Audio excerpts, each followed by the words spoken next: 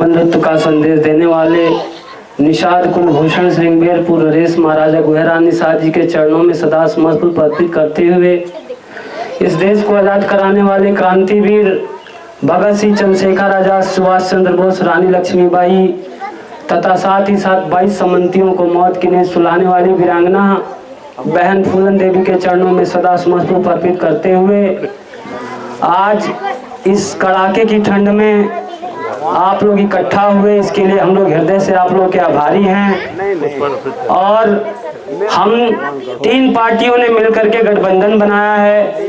Eklavya party हमारी है, अभी पीस पार्टी डॉक्टर साहब अयूब अंसारी साहब और किसान पार्टी के डॉक्टर BL वर्मा जी दोनों नेता हैं। मैं चाहूंगा कि जोरदार ताली बजा करके आप लोग अपने इस गांव में इनका स्वागत कर दीजिए। देखिए, आप लोग के बीच में आने का उद्देश्य साफ है साहब। तमाम पार्टी, तमाम नेता आप लोग के बीच में आए हैं और हम यहाँ पर आप लोग के बीच में एक बार आए थे। फूलन देवी बलिदान दिवस हम लोगों ने मनाया था, 2-3 गाड़ी लोग यहाँ से आप लोग गए भी थे।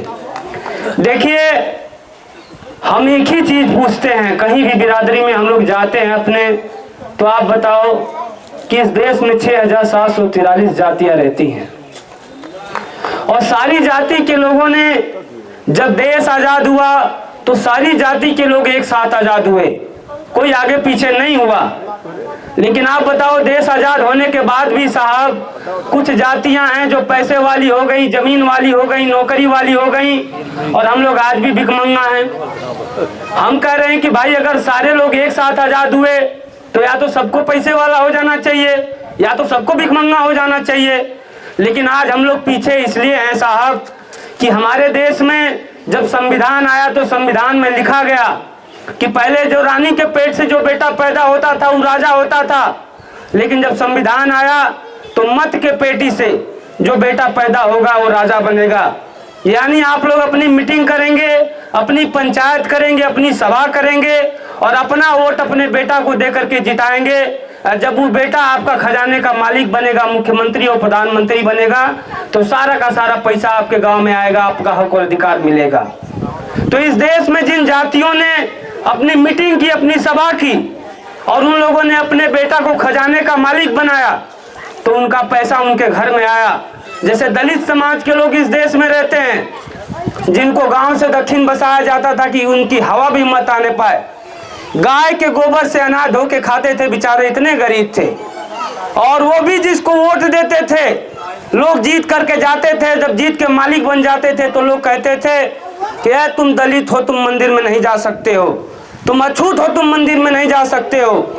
लेकिन यह कारवां 40 साल तक चला रहा। उसके बीच में उनके भी नेता पैदा हुए, मान्यवर कांसीराम साहब, और सबको इकट्ठा करके कहे कि अबे सुनो, वोट देने से सरकार बनती है और जब तक अपने बेटा को मालिक नहीं बनाओगे तब तक तुमको कुछ मिलने वाला नहीं है। वो भी समाज अपनी मीटिंग किया, अपनी बैठक किया, अपनी सभा किया, अपनी रैली किया और उनको जिता करके भेजा। बहन मायावती जी मुख्यमंत्री बनी तो 3-4 काम उन्होंने अपनी बिरादरी के लिए किया। पहला काम उन्होंने किया कि दलित समाज को अब कोई मारना तो दूर की बात, पहले जिसका मन करता था पीट देता था, लेकिन अब मारना तो दूर की बात, जोर से चमार कर दोगे तो हरिजन एक्ट लगेगा, 6 महीना के लिए आप जेल में जाओगे। दूसरा काम उन्होंने किया कि एक कानून उसको इम्प्लीमेंट किया 24BA, जिसके तहत चमार की जमीन चमारे ले सकता है, आप उसकी हत्या भी कर दोगे तो नहीं ले सकते हो। तीसरा काम उन्होंने किया कि खजाना खोला। आप लोग को पता है 3.5 लाख करोड़ का बजट है उत्तर प्रदेश का, लेकिन आज सारा का सारा पैसा योगी जी की बिरादरी के यहाँ जा रहा है, आपके यहाँ नहीं जा रहा है। तो उन्होंने खजाना खोला और अंबेडकर ग्राम योजना चलाया और अंबेडकर ग्राम योजना चला करके DM को बुलाया लखनऊ और कहा कि जाओ खोजो हमारी बिरादरी के लोग कहाँ रहते हैं। और DM गांव-गांव गए, जा करके रिपोर्ट बना करके दिए। तो उन्होंने एक योजना चलाई, अंबेडकर ग्राम योजना। और अंबेडकर ग्राम वही होता था जहाँ दलित समाज के लोग रहते थे, ये भी एक डाटा है। और उस योजना के तहत जो गांव अंबेडकर ग्राम हो जाता था वहां अधिकारी आते थे, जिसका मड़ई का घर था उसको साइन करके ईंटे का घर बना करके देते थे, नाली खड़ंजा करके, और अपने लोगों को उठा करके बाबू चपरासी सिपाही दरोगा उसने बनाया। तो मैं आपसे कहना चाहता हूं कि जब तक आप अपने बेटा को मालिक नहीं बनाओगे तब तक कुछ मिलने वाला नहीं है साहब। अभी अपने ही समाज के लोगों को देखिए, आरक्षण को लेकर के अपनी बिरादरी के लोगों ने आंदोलन किया। यहीं पे हुआ कसरवल में, आप लोग जानते हैं, रेल रोको आंदोलन हुआ, उसमें अखिलेश निषाद मारा गया और सरकार ने बहुत लोगों के ऊपर वहां पर हर्जाना, किसी के ऊपर 5 लाख, किसी के ऊपर 4 लाख, बहुत लोगों को मार करके ले जा करके भर्ती किया गया। लेकिन आप बताओ कि आज तो भाजपा की सरकार चल रही है ना साहब, तो मुकदमा वापस हो जाना चाहिए कि नहीं हो जाना चाहिए? लेकिन आप बताओ, मुकदमा वापस हुआ? जो इसके ऊपर 5 लाख का हर्जाना लगा वो अपना बेचारा जमीन बेच करके उस पैसे को भर रहा है। लेकिन अभी योगी मोदी जी को देखिए, उनको अपनी बिरादरी को आरक्षण देना था तो ना रिपोर्ट बनाई ना कमेटी बनाई, 72 घंटे के अंदर पास कर लिया, क्योंकि वो मालिक था, जो कहेगा वो होगा। तो ऐसे समाज के लोगों 2, 4, 5, 10 विधायक बना देने से समाज का कुछ नहीं होने वाला है। इसीलिए हम 3 भाई यहाँ बैठे हैं, हम लोगों ने मिलकर के एक समीकरण बनाया है। 25% मुसलमान है प्रदेश में, 18% निषाद हैं और 12-15% कुर्मी हैं। अगर हम तीनों लोग मिलकर के अगर अभी से गांव-गांव जाकर के तैयारी करें और आप लोग संगठित होकर के साथ देंगे तो 27 में आपकी भी सरकार बनेगी और आपका हक और अधिकार लेने से दुनिया की कोई ताकत रोकेगी नहीं। दूसरी एक चीज कहना चाहता हूं कि भाजपा वाले आपके बीच में आके कहते हैं कि हम लोग हिंदू हैं, हमको एक हो जाना चाहिए। लेकिन आप हमको बताओ, हमारे समाज की बेटी थी फूलन देवी, उसको बांध करके 21 दिन उसकी आबरू को लूटा गया। बताओ उस समय हिंदू नहीं थी क्या? और जहां उसकी आबरू को लूटा गया, किस बिरादरी का वो गांव था, हमको बताओ आप। लेकिन आप इस चीज को समझिए कि आपके गांव में अगर किसी लड़की के साथ ऐसी घटना होती है तो कोई ना कोई निकल करके मदद करने का काम करेगा, लेकिन वहां किसी ने मदद नहीं किया। दूसरी एक चीज मैं कहना चाहता हूं कि ये हिंदू के ठेकेदार हैं, इन लोगों ने उसकी आबरू को लूट करके फेंक दिया, किसी ने उसकी मदद नहीं की, उसकी मदद करने का किसी ने काम किया। तो एक मुसलमान समाज का बाबा मुस्तकीम ने कहा कि फूलन देवी आपके साथ गलत हुआ है, चलो हम चल करके तुम्हारी मदद करेंगे, और उसका बदला लेने का किसी ने मदद करने का काम किया, तो एक मुसलमान समाज के लोगों ने किया।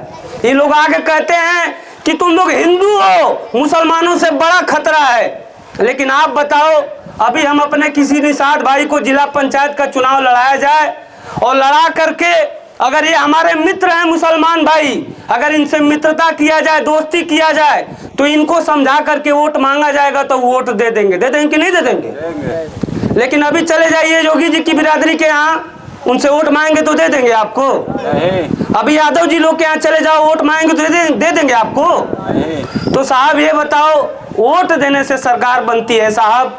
दूसरी एक चीज मैं कहना चाहता हूं कि हमारे समाज की बेटी फूलन देवी ने एकलव्य सेना बनाया था। एकलव्य सेना उन्होंने इसलिए बनाया था कि उनके ऊपर भी अत्याचार हुआ था और वो जानती थी कि समाज में सबके साथ अन्याय हो रहा है। तो वो जिले पर जाती थी, जब रैली करती थी तो किसी को बुलाना नहीं पड़ता था, लोग नाम सुन करके चले जाते थे।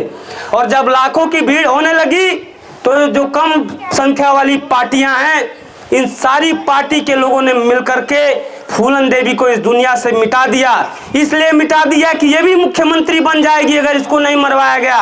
तो ऐसे समाज के लोगों, उन्होंने एकलव्य सेना बनाया था। उसी कारवां को आगे लेकर चलने के लिए हमने एकलव्य पार्टी बनाई है। और ये नेताओं को चैलेंज देकर के मंच पे कहता हूं कि तुमने फूलन देवी को मरवाया, तुम ये समझते हो कि निषादों को जगाने वाली एक फूलन है, उसको इस दुनिया से मिटा देंगे?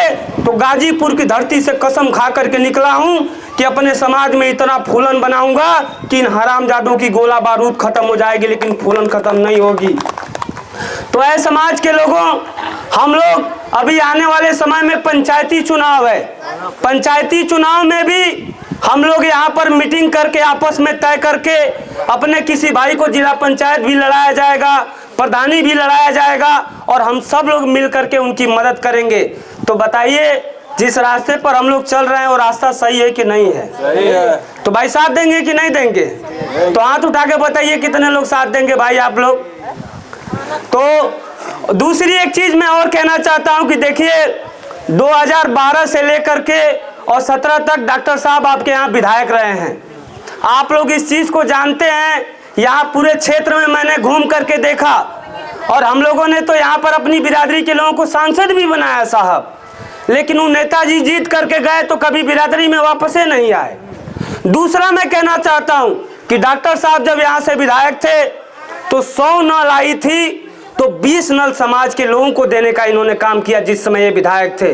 हर जगह आप जा करके देखेंगे तो सोलर पैनल बिरादरी के लोगों को देने का काम इन्होंने किया।